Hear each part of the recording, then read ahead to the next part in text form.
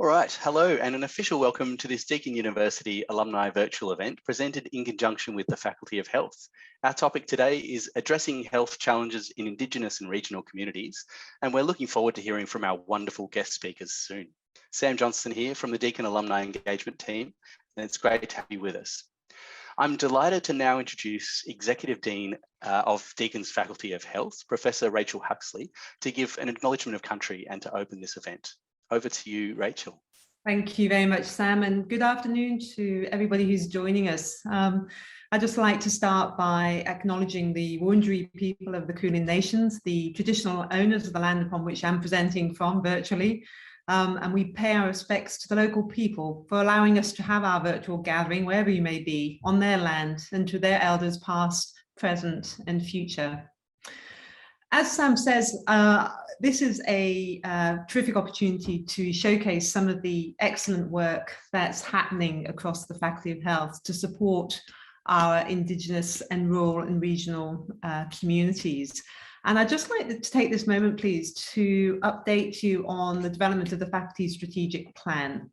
The strategic plan, for some of you who may already know, the university released its 10-year strategic plan earlier this year, and we within the faculty have been busy developing up our plan for the next 5 years to really help guide us in terms of where we want to be in the next 5 years. And key to our planning is our focus on improving the health and wellness of the communities that we serve, and to reduce the disparities and inequalities in access to health, in health and social outcomes amongst these communities. Now, we've worked hard to identify where Deakin has a point of difference, and we've landed on 3 key theme areas, as shown in the slide, around population and preventative health, sustainable health, and I'm hoping that that's going to be a topic of a future alum event, the work that we've been doing to drive the Sustainable Health Network, and of course, novel devices and interventions. We're of course supported by strong research and teaching and education enablers. And today we're going to be showcasing some of the work that we're doing to support our activities across the research, education and partnerships domain, particularly with a focus on Indigenous, regional and rural communities. Now, we've been fortunate to have a number of courses and student support initiatives which support our programs that are targeted at our regional communities. In particular, the very recent Paramedicine Practitioner suite of courses that Kate Clute from the School of Medicine has really championed. And this suite of courses really has a strong focus on serving our under-resourced rural and regional communities. And of course, we also have a number of courses offered in conjunction with the Naikiri Institute in social work, in nursing and in public health, which are extremely successful in engaging with our Indigenous students and assisting them in their career progression. We're also fortunate that we are able to offer a number of scholarships to support students from our most vulnerable communities. In particular, this year, I'm very pleased to announce that we are partnering with the Epworth Healthcare for an Indigenous scholarship, which is a new scholarship provided for commencing Aboriginal and Torres Strait Islander students studying a nursing degree here at Deakin. And the second scholarship I just wanted to highlight, again, was a very generous donation from an alum, the Anthea Jane Wilson Emergency Care Nursing Scholarship, which serves as a lasting legacy to Anthea Jane Wilson for a Master of Nursing Practice student focusing on emergency care. And of course, we have an abundance of very high quality research and implementation studies that are happening across the faculty. And I'm absolutely delighted today that we have some of our key members of the faculty showcasing some of their work with you today. And first cab off the rank is Associate Professor Vin Versace, who's the Director of Deakin Rural Health and is based at Deakin's Warrnambool campus, where he also completed his studies. Deakin Rural Health works collaboratively to improve rural health outcomes by reducing workforce maldistribution of medical, nursing and allied health professionals in rural Australia. So Vin, I'm going to hand over to you, please. No worries at all. Thank you, Rachel.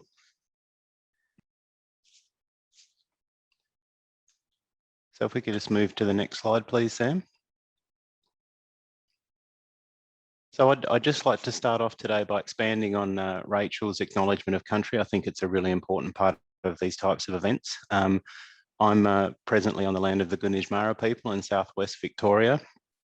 We pay our respects to the elders past and present and their emerging leaders, and also just an acknowledgement of all the different lands that we're meeting upon today. I think one of the interesting things about Zoom has it's made us pause to reflect where we are at any given time and given us a bit more of an appreciation of our location. Next slide, please, Sam. So Deakin Rural Health is a university department of rural health, and I guess the three words I'd like you to remember from this slide and perhaps this presentation is the idea of attract, train and retain. As Rachel touched on in the introduction, there is a discrepancy between rural and metropolitan populations in terms of health outcomes. So the role that we try to play is reducing the workforce maldistribution of the medical, nursing and allied health professionals. Our focus is predominantly on pre-registered health professionals. So a lot of our work in southwest Victoria, the Grampians and the Wimmera regions is around making the rural placements high quality and very rewarding in the hope that the students who have this experience will return to practice. So how do we do this? We're not a traditional academic department. We're a little bit all singing, all dancing.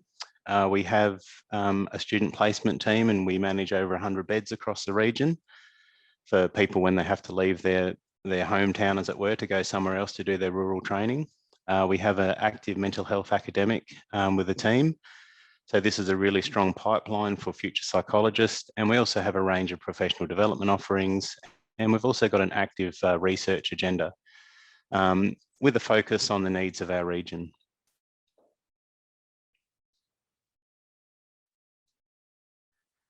So I guess just a little bit about the RHMT. It is something that is being delivered through universities. So we're a university department of rural health.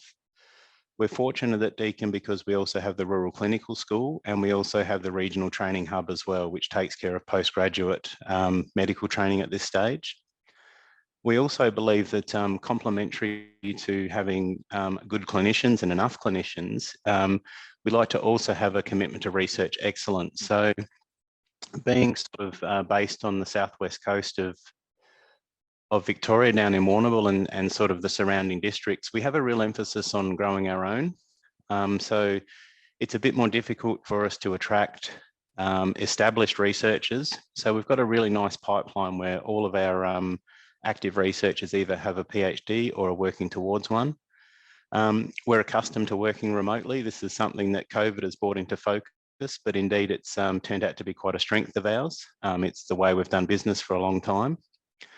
And we're also very, very active collaborators. So you can see there's a bit of a list of different funding bodies and the collaborators that we've been involved with. But I think what's really important as well is that as well as competitive funding success, which is really great to get, we're also, I guess, recognised locally, and we've received last 3 or so years a couple of research awards through Ballarat Health Services, which, you know, we sort of take as a pretty good indication that the sort of work that we're doing in partnership with the health services is right in the slot of what they want.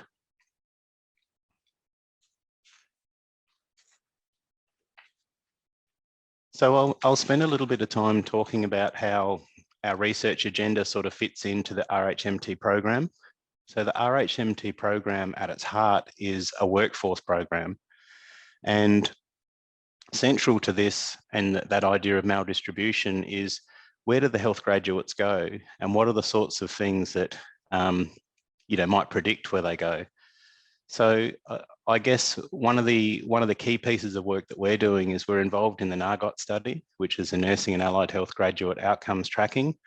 This now has 6 universities involved, and I guess a key thing that universities have that perhaps other data custodians don't have are administrative data, that explanatory data. Now, this is really important because if we're able to pair this up with the principal place of practice at scale, we can get a really good indication of sort of what's I guess, indicative of someone who will eventually practice in a rural location.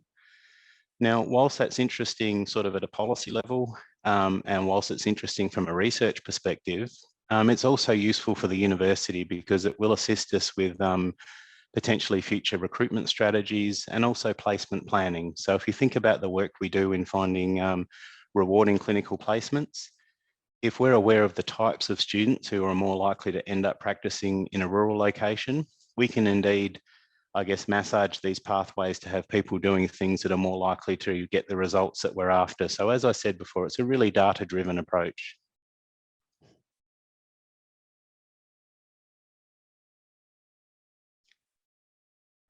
So inherent to everything we do, being based sort of off the main campuses, is the idea of geography and indeed socioeconomics.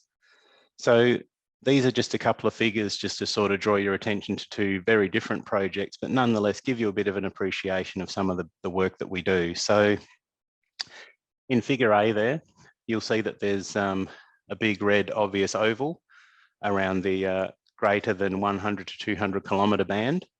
Now, this is referring to the band that's around Geelong, and the band that's closer to Geelong there is 0 to 100 kilometres. So we worked locally with an oncologist in Warrnambool, and we actually found that women in that 100 to 200 kilometre band were 1.6 times more likely, when we accounted for socioeconomics and tumour size and other things. So these are breast cancer patients that were 1.6 times more likely to opt for a mastectomy, whereas women that were closer to Geelong were much more likely to opt for breast conserving surgery and radiotherapy that was an offer in Geelong. So this is a bit of an example there where we've sort of highlighted that, I guess, difference in clinical outcomes. On the right-hand side there is an example of some input that we've had into a national-wide screening program. So this is looking at diabetes screening in pharmacy. There was 3 different arms. So essentially the work that we did in the background there was for a few reasons. We ensured that the arms were geographically separated so that we didn't have contamination between the arms. And we also ensured that we took into account state and territory boundaries and also the socioeconomics of the areas as well.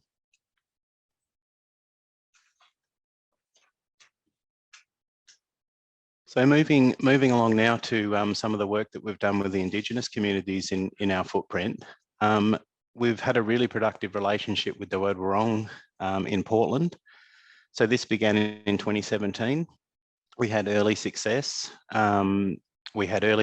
here. We were able to get some funding, and that allowed for the employment of a local Gunditjmara community member.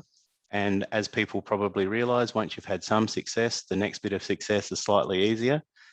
And we're able to get the project Let's Have a Yarn up off the ground with the help of the Western Alliance. And with the Western Alliance, we also had the Wurrung, we also had Globe, who Steve will be talking about shortly, the Warrnambool Clinical School, and also Indigenous academics from the School of Medicine and Naikiri.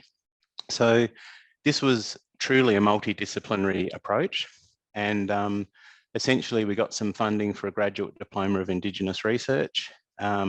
We got some funding for Globe. We got some funding for some local upskilling and also a systematic review. So just on the topic of the leadership for upskilling of the Aboriginal health workers, this cuts both ways. And what I mean by that is we're also able to upskill our Deakin University researchers as well, because we got to spend a lot of time working really closely with community. So it was really a worthwhile endeavour. Just a couple of things on the systematic review, which may seem a little bit out of place with the other things I've described, but it's important to note there that that systematic review was informed by the local community. And the things that we found from that systematic review was that chronic disease programs in Aboriginal primary care tended to be underrepresented in inner and outer regional Australia. Yet we do know that 44% of Aboriginal and Torres Strait Islander people in Australia live in these areas.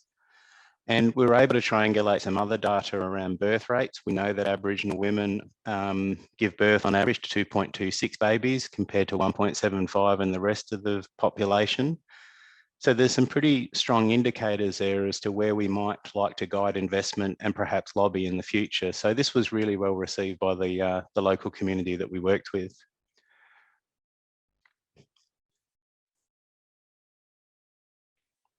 So whilst we were doing the work down in Portland, we were fortunate enough that Budja Budja Aboriginal Cooperative in Halls Gap in the Grampians reached out to us. Now, they had already decided that their community needed a mobile clinic to deliver care across the region. So once again, this isn't something where someone from a university has come to saying, this is what you need. We listened and we worked together and were able to get co-contributions towards this endeavour. And this was launched in 2019. And once again, it's a really multidisciplinary sort of approach. It's not a pure research endeavour. At the heart of this is delivering outreach services to Aboriginal people in the Grampians, but we're also able to mesh with this high quality student placements, cultural training delivered by people on country, research and evaluation. So we have a PhD student working there, and you can see myself in the centre there alongside James Charles and Hannah Becks. So once again, we're doing some of the things that universities are committed to and interested in. And finally, they're that key point of Aboriginal employment. Now, this provides an opportunity once again, as we start to grow these sorts of activities, we're able to actively work in the next generation of Aboriginal researchers. So we name them on grants, contribute to the grants and shape the grants. So it really is a lot of depth to the relationship there. I'll just sort of finish up today by just making a few comments about the sort of work that we do. I personally find it extremely rewarding work. It's, it's complex, but in a good way. I'd encourage people that are listening to, if you're looking at embarking on this sort of work with universities, with ACCHOs, with other groups, be bold and be creative. Have lots of long conversations and listen to what people are saying. That's where the best ideas come from. And don't be too linear in your thinking. Often these things aren't easy to do or to implement. And sometimes it's a little bit better to seek forgiveness. Once you get things to a certain point with community and other stakeholders, then it's perhaps time to, as they say, socialise that with others and see how you go with that approach. But I'll sign off there now. Thank you, Sam. Vin, thank you so much for that whistle-stop tour of the work that you and your team have been doing in Warrnambool. I think there's a very interesting question, if we have time for it at the end, around the impact of COVID and the switch to telemedicine and telehealth in reducing some of the disparities in healthcare. So maybe I'll seed that one for you, Vin, and we can come back to it later. Now we're going to move down to Geelong. We're fortunate to have three of our key staff from the School of Health and Social Development talk to us. We've got Professor Steve Allender, Dr. Jennifer Brown and Troy Walker joining us. Steve is Professor of Public Health and Founding Director of the Global Obesity Centre, or GLOBE, here at Deakin, which is a World Health Organization collaborating centre for obesity prevention. Steve has an ongoing program of research on solving the really complex, tricky problems with a focus on the burden of chronic disease and obesity prevention. Jennifer has been working in Aboriginal health in Victoria for over 15 years. and is a postdoctoral research fellow within the Globe Institute. And she also has a focus on the collaborative research with Indigenous communities and organisations. And Troy is a proud Yorta man and a research assistant at Deakin in the area of Aboriginal and Torres Strait Islander food and nutrition policy. He is also a chiropractor and strength and conditioning coach with broad experience in the clinical health, wellbeing, nutrition, and physical fitness domains. Welcome to the three of you, and thanks very much for joining us. Over to you, please, Steve. Thanks very much, Rachel. And I'd just like to acknowledge the elders past, present, and emerging of the Wadawurrung people, who are the traditional owners of the land from which I'm presenting today. I'm very excited to be presenting from here, and I'm going to talk briefly about some of the work of Globe that touches on both the work Vin has done, but then I think you'll join me in being excited to hear about some of the work that Jen and Troy are doing. So we've been working at the prevention of childhood obesity and improving child health now for some 20 years. And some of the good news we have is that it actually works when you take a community-based approach. When you work with communities, it works to improve the health of kids, both in terms of their mental health, their social relationships, their educational attainment, and obesity rates, including healthier diets and being more physically active. And we've got multiple examples of that. You'll see on the next slide, one of the reasons why I'm so excited about this emphasis on Indigenous and rural communities is because the work we've done covers a huge swathe of remote and Indigenous communities. And you'll see here, this is Victoria. I was talking to a group in Sweden last night where I had to explain where this is, but I think most people here will know. And each of the shaded local government authorities here represent places where we've got active work happening or have had active work happening very recently. And you heard at the start, we're a World Health Organization collaborating centre. What that means is what we learn working with these communities and what these communities teach us, we take to the rest of the world through the World Health Organization. And so in the top left there, you can see some of the countries where the work we're doing here is being applied in other parts of the world. And we're active in somewhere between 40 and 50 countries at any one time. And one of the critical parts of what we're doing, one of the lessons we've learned, is that our job as researchers is to help put the right tools in the hands of the right people to generate a sufficient change at the right time for the best effect. And I'm just going to show you briefly one of those tools called Sticky. And I'm going to show you a basic example, but then Jen and Troy are going to show you a really good example of how that's being used. But one of the things we've learned is we have to help communities understand the complexity of the issues they're facing and find where they can act and who can act to intervene. So if I show you what I mean, we talked to primary school kids, grade 4s in this region, and we said, what is it that makes you happy? And this is some of the things they said. So they said, well, we like playing, we like having fun games, we need good teachers, we like working with partners, we like positive teachers. But they also said the way our environments interact with our schools is really important. So spending time outside, having green environments, access to nature and shared environment values are also really important. And already what you can see here is we've got a far more complex picture of how things work from the points of view of those communities than we'd have if we had come from outside and said, we think you need to play more, so we're going to focus on that. Our emphasis is on empowering these communities to do the work themselves. And one of the things we can do with this process is understand where the existing action is, which is shown on the next slide. And so we can see where the existing action is and who the existing actors are that are helping to deliver that work, which is the next slide. And so we can support these communities to both find the things that make sense for that community to create healthy and positive change, and also drive that change and own that change within communities. And we've learned that empowering and providing communities the tools to do this work is the most important thing in making it successful. So that's a key theme of all the work we're doing, and one of the things we've been privileged to be taught by the communities we've worked with across Victoria and across the world. So what I'd love to do now is offer a chance for both Jen and Troy to tell you a little bit more about a specific project that's used some of these techniques. And the charts I've just shown you here use techniques that Vin was also talking about in the Let's Have a Yarn project. So I'll hand over to Jen and Troy from the next slide.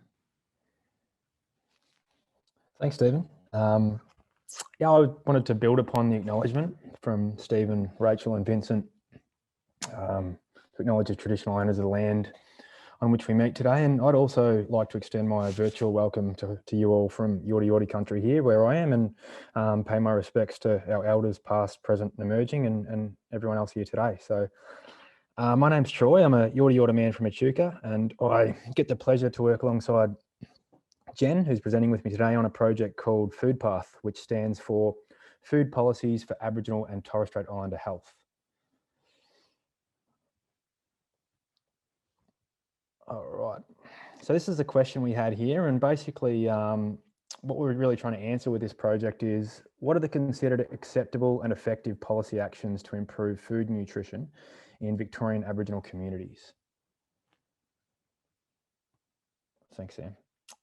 So we know that from why we're doing this research here, we've got Aboriginal and Torres Strait Islander people are, we're one of the oldest living groups in the world with over 60,000 years of lived experience on country. During this time, our people developed sustainable interconnections combining food systems, cultural practice and passage of knowledges, which was a staple for sourcing high quality food and nutrition throughout the generations prior to colonisation. Much of the holistic sustainable lifestyle practices our people developed during this time, diet especially, have been impacted negatively by colonisation. Nutrition has a key role to play in improving health and wellbeing for Aboriginal and Torres Strait Islander peoples, as dietary factors are responsible for about 15% of the gap in health outcomes. There is limited evidence to inform policy to improve Aboriginal nutrition, and it is vitally important to continue to look at how we could be doing things better. This includes improving how we do research with Aboriginal people so that strength-based participatory approaches such as systems thinking can empower communities to come up with solutions that will work for them. And the United Nations have also asserted that Indigenous people have the right to be involved in all policy decisions that affect them. This will lead to more relevant and impactful policy changes regarding diet and nutrition. All right, with the project overview here, you can see what's happened over the last couple of years. And basically this slide provides an overview of just the different components of the project that we've been up to, and beginning back in 2019 with a review of international evidence. What we'll share with you in the next couple of slides, and Jen will talk about, is the findings of the two studies that we conducted last year. The first was a review of the Australian literature on the food and nutrition concerns and priorities of Aboriginal people.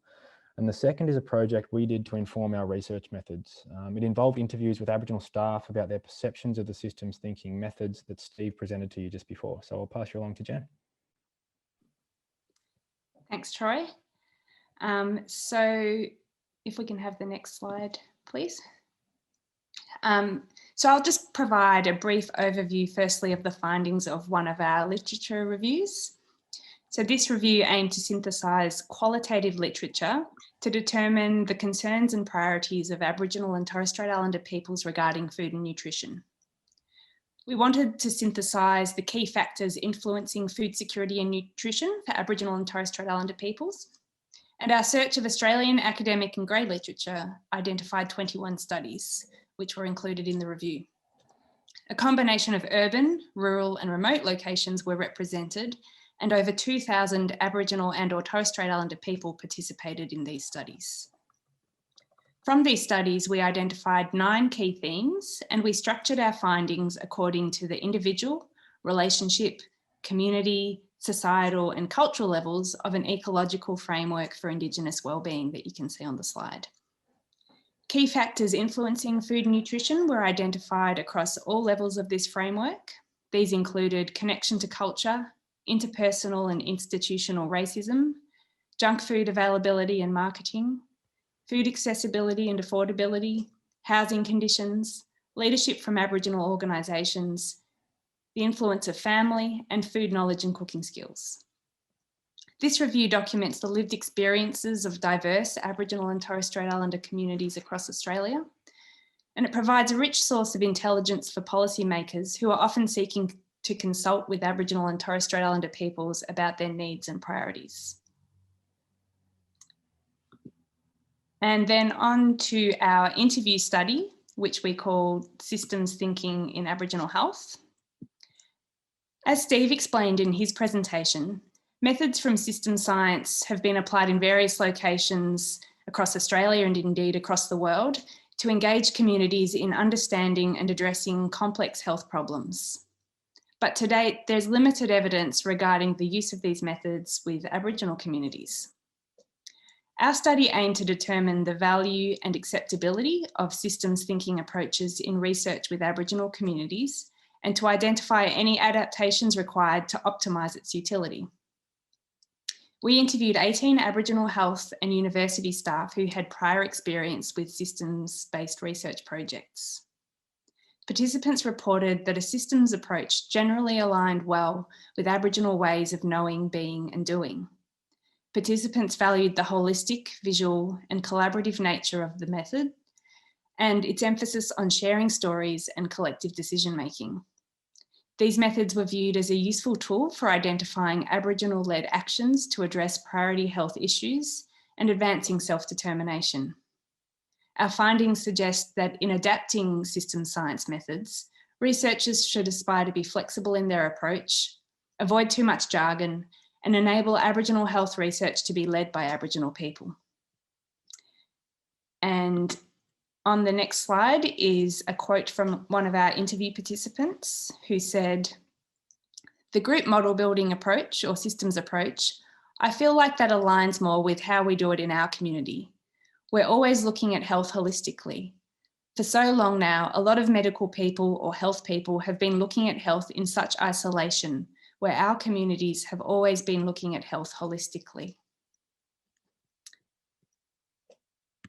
And so just finally, the next steps for our project are to culturally adapt the systems thinking methods that Steve and his team have been using so that we can train local Aboriginal people as community facilitators.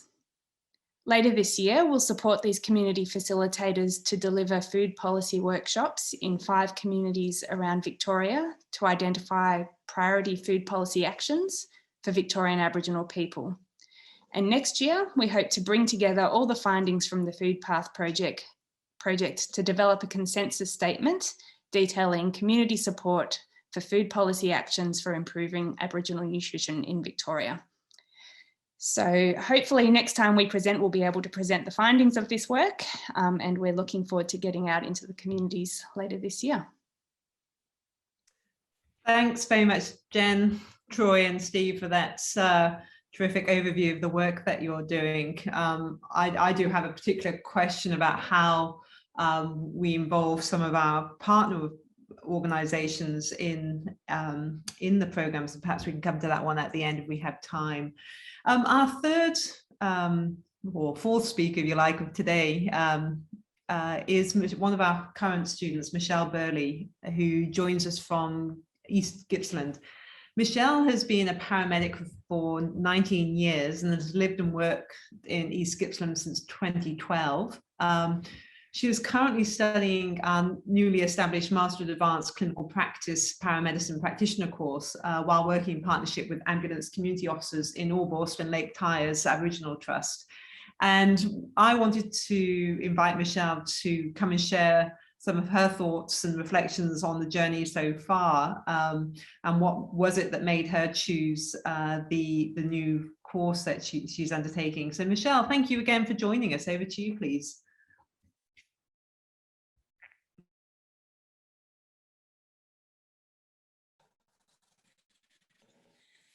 Thank you very much for having me. Oh, hang on, of course that had happened. I'm out in East Gippsland. All the challenges that the previous speakers have spoken about is what we live with out here at Gippsland. Ambulances, you know, renowned for the little trucks running around the state, but for us, a lot of our patients need to be transferred by helicopter and plane, as you see on the screen at the moment. And there's my branch, which is brand new. I used to work out of a box up until about 2 years ago.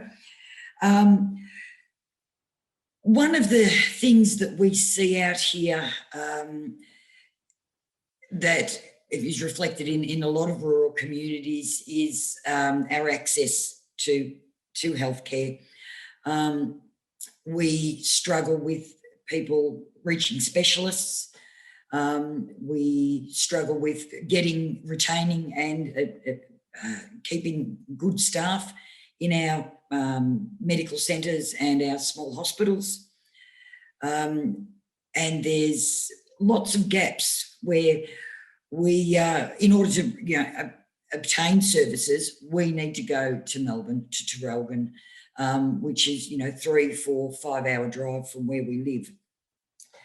So these things create great gaps in our healthcare. What the paramedic practitioner course does, that Deakin is running, is giving us an opportunity to fill some of those gaps, especially those in primary health care for people with chronic illnesses, communities such as the one I work at with Lake Tyres, in getting them access to services. So when I first started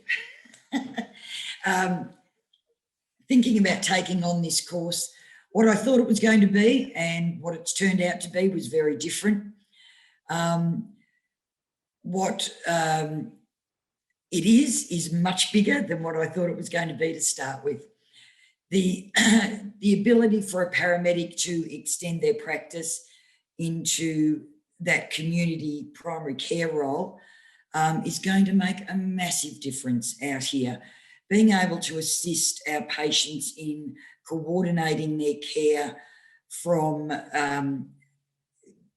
all their appointments to telehealth, assisting with telehealth meetings and things like that, and putting people onto the right path as to what websites to look at and where to go and how to get help.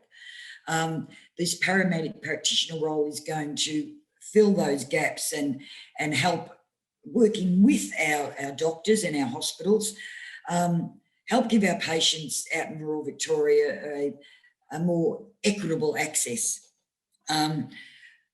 People out in the country are very resilient. If you look at the photo on the left, that was a motorbike rider who was out in the middle of nowhere with no phone access, and by the time we got to her, she had splintered her own leg. Absolutely my favourite patient. We don't have an ambulance around the corner. We don't have a doctor's surgery around the corner.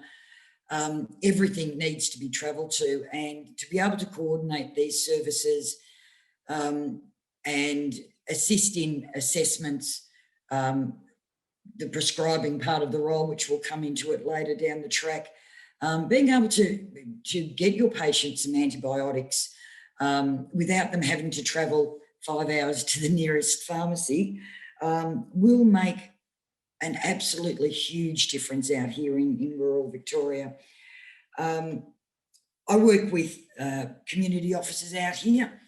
We work as one paramedic, and our community officers are literally members of communities. They're farmers, they're office workers, they are mums, dads, that just come along and help our paramedics in performing their duties. So we've always had them at various remote locations, and about 2015 it was, we had discussions with an Indigenous group out at Lake Tyres Aboriginal Trust about starting a little first responder group out there. What we thought would take maybe 6 to 12 months to set up took a couple of years. A lot of learnings, especially on the side of Ambulance Victoria, on what these communities required. It was a massive learning curve, absolute learning curve for myself as well. This is a photo of some of our guys. What it did take was Ambulance Victoria learning to be more flexible in how we approached putting an ACO group or a community group together. The people in this that live out on the trust, there's about 130 people who live out on the trust on a regular basis. And AV's got a whole lot of rules, and this is what you find in a lot of government departments. To become a member of AV, you need, Ambulance Victoria I'm talking about here, you need to have a driver's license, you need to be in good health, you need obviously 100 points of ID like we do everywhere, you need a good driving record. One of the things we did when putting our group together out at the Lake Tyers Trust was we broke every rule. I have people working for me who have epilepsy, diabetes, heart conditions. I have people with very low literacy who normally would not pass muster to get employed with Ambulance Victoria. I have got people who don't have driver's license. Obviously, they don't drive, they don't have a driver's license, but we've made it work. One of the things about getting people employed in Aboriginal communities, kids can't model what they can't see.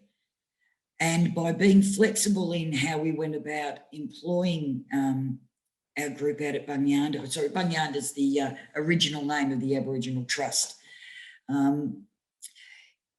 about getting our people employed out there was the adulation almost from the younger members that live out on the trust.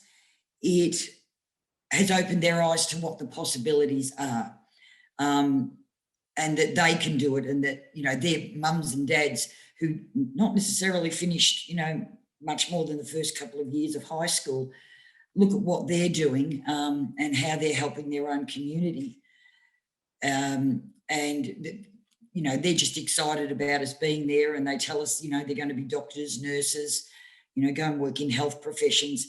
And so while, you know, we bent a few rules to get our group together, it's really, you know, been a great thing for modelling.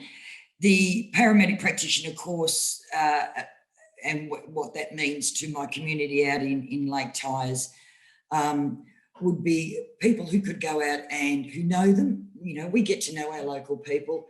We know them, they trust us, and we can help connect them with all the services they need. And,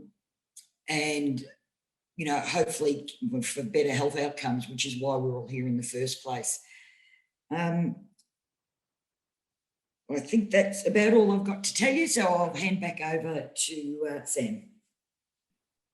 Actually, back to me. Oh, sorry, Rachel.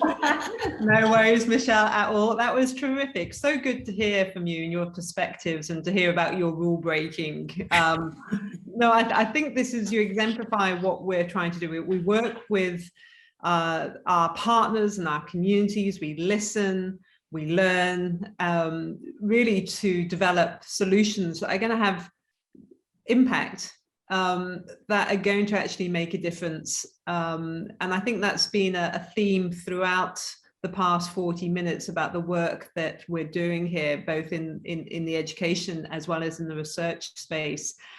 We do have a number of questions. We'll begin our question and answer session with the presenters in a moment. So please, if you do have any burning questions, please submit via the Q&A box on your screen.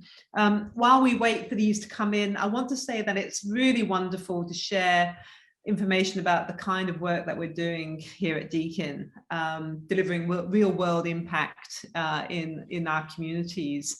It's only a pity that we're having to do this on Zoom, and I do hope that the next event that we have will be in person. While some of these projects that we've been talking about today are supported by government funding, the vast majority of our initiatives are reliant on income generated through competitive research funding schemes or through philanthropic partnerships. So if you are inspired by any of these ideas, or you have your own passions in the health area that you'd like to explore in partnership with Deakin, then please do get in touch, either with myself or with a member of the engagement team. So with that being said, I think I might have a look at the questions and see what we have coming up. So I think this one for you, Vin. What advice do you have to government on how to attract and sustain health professionals in rural areas, training more people in rural areas is a long pipeline and won't necessarily address workforce shortages in communities today? Sure. So I had a quick, I was trying to fend off a few of these in writing, but perhaps it's something that does deserve a bit of airtime.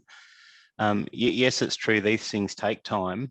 And it's also, just to expand on what I put into the chat there about rural origin is important, longer rural placements are important, more rural placements are important. It's so much more complex than that, because often there's things we can't control for. So it may be someone meeting someone at the right life stage and then they settle down. There's so much of this stuff that really is uncontrollable in terms of a tertiary institution and our reach and what we can do.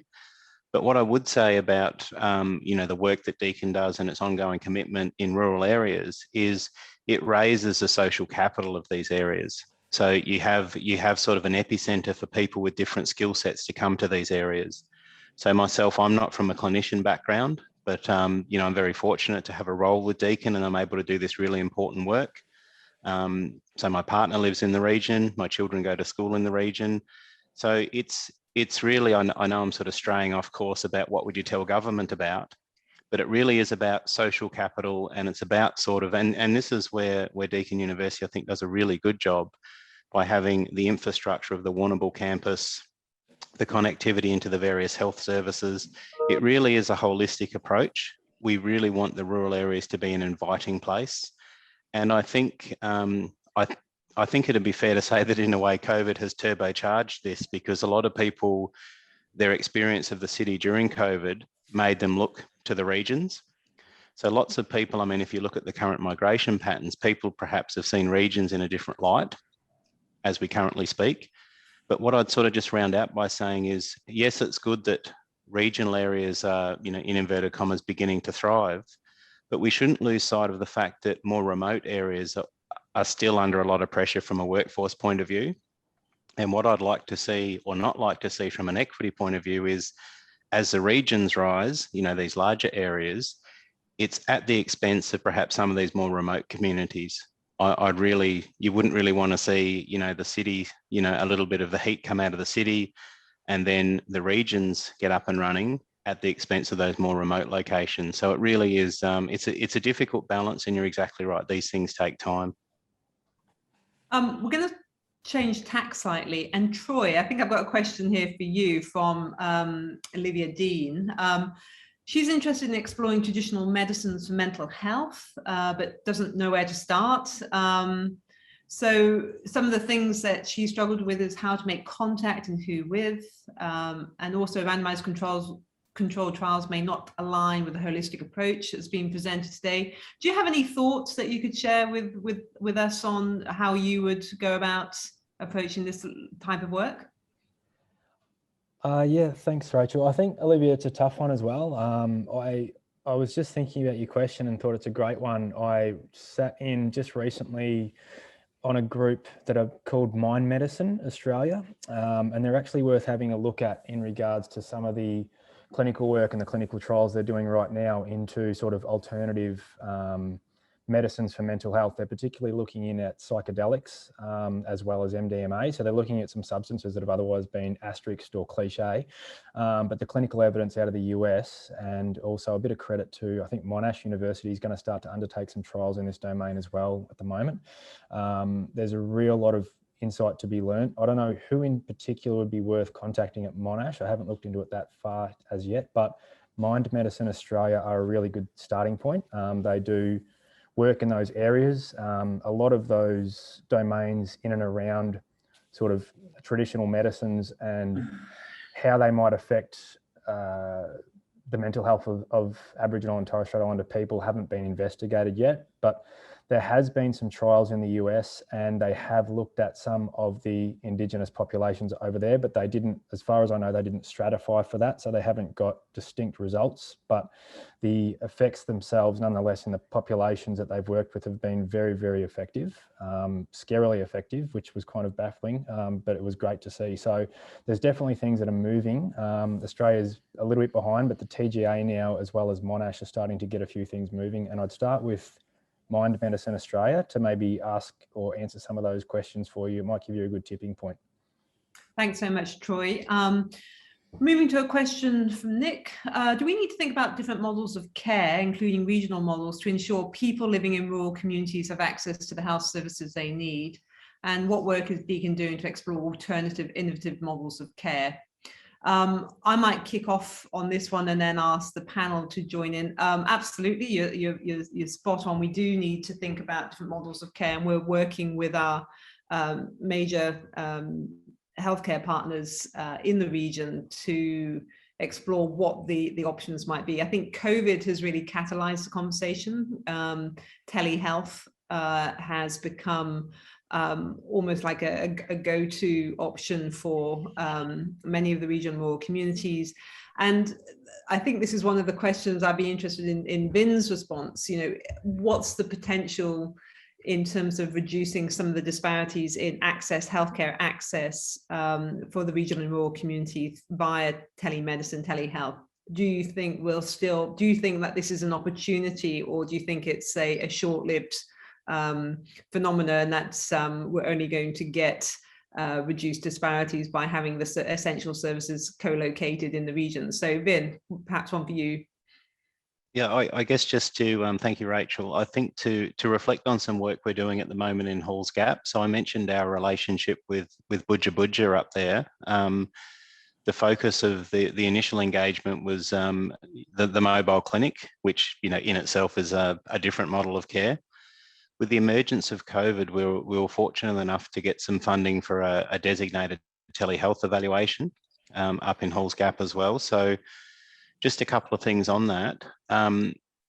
There was quite a paradox, and I guess this is just a bit of a short anecdote as to how things aren't always linear as you seem. So when COVID emerged, we downed tools on our research. We thought, this is going to be a lot more trying. But what we found in the early stages is that engagement with primary health really dried up.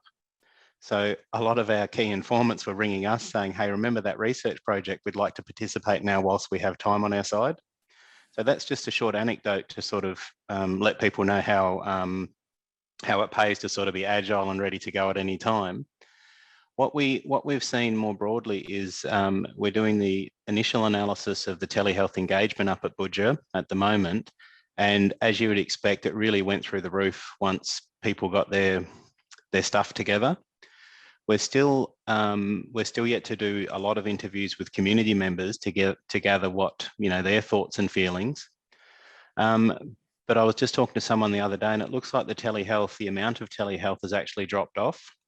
So I'm not suggesting for a moment that it's going anywhere soon, but at the same time, it's perhaps reflecting that it won't necessarily be that seismic shift. It is a useful part of the health system, but I wouldn't suggest it's going to sort of solve all our problems all at once, because there's still a lot of people out there that enjoy the face-to-face. That's part of their journey as a consumer. So I think it's certainly a case of we need to, where we can, yes, be innovative, but at the same time, don't forget sort of the end users of these things and get too carried away with technology. And then just to throw into the mix, rural and regional Australians arguably don't enjoy as reliable internet connections and phone connections and coverage and all these sorts of things. So it's great if it's available, but not so great if you're in a black spot and you have to drive to the end of the road to access it or find a high point. Thanks, Vin. Steve, do you have any thoughts?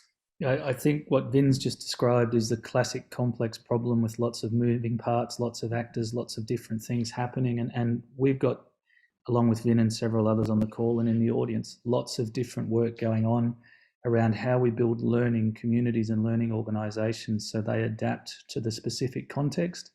So a solution in one community that has great internet and good road coverage is not going to work in other communities. So a lot of the work we're doing is providing the best possible science we can to make the right actions happen in a particular region so the health service is as effective as it can and reaches as much of the population as it can. And digital solutions are a large part of that, but adapting those to the community's needs are really critical, I think.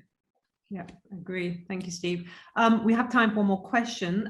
Do any of the panelists have any insights into engaging First Nations people with the NDIS, or any insights into disability service access and service provision in general? Anybody want to tackle that one? I Jen? can contribute something. This isn't my area of expertise at all, but I am aware of an organisation called First Peoples Disability Network, which is an Aboriginal Torres Strait Islander-led organisation. So I suggest maybe having a look at their website, which I think is just fpdn.org.au, and there may be some state and territory level networks and contacts on there as well. Thanks, Jen. And I was going to suggest that, Jason, if you want to follow up with me, we have our disability and inclusion team within the Health and Social Development who may well have more information to share on that, your question. Okay, last question. One last question. Clinical placements are really important for clinical experience. Rural hospitals often cannot supervise clinical placements. Have you any suggestions for ways Indigenous nurses and social workers can do their clinical placements in intern years on country? Great question. Any immediate responses from the panel? I would just jump in there and say, yes, it's a very good question.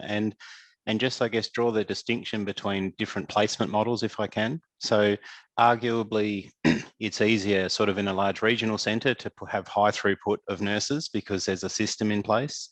What we often rely upon in rural areas is less of a systemised approach and one that's more of a networking and, dare I say it, personality to personality type approach where you sort of find these high-hanging fruit and you work on it and you get people into place. I still haven't worked out a way of systematising that. The risk there is once you lose a key part of that little ecosystem, it's really difficult to replace and keep it going. So I just finish off that by saying it's difficult and often the steps are incremental, but that's exactly the sort of work that we're working on. Thanks, Vin. And the final question for Michelle. Michelle, is there anything, do you think, that we should be doing within the faculty or here at Deakin to encourage more career professionals like yourself to upskill, to come back and develop their careers further? I think that once people on the course now ambulance is a very small world. Once people on the course now start talking about what we're doing, how we're doing it, we will be excellent ambassadors for Deakin. Probably a little bit more in depth about what we're hoping to achieve at the end of it. I honestly, when I took it on, I didn't know how much I was going to be able to do. I'm so excited and blown away by that. But I probably, in what I read in the first place, didn't really tell me that. Mm-hmm. But the guys that are already on the course, we're certainly going to be your ambassadors. As I said, ambulance is a small world. Once we start showing them what we can do. Terrific. I'm just wondering whether you get that woman on the motorbike as a new recruit. Absolutely. I would love her. She was just amazing. Okay, I think we have to end it there. It just remains for me to say thank you to all of our panel members for giving up their time today, as well as to Sam Johnson and the engagement team, and to Joelle and Melinda Thomas for helping out with today's events. Thank you everyone for joining, and I do hope we get to see each other in person at the next event. Bye-bye.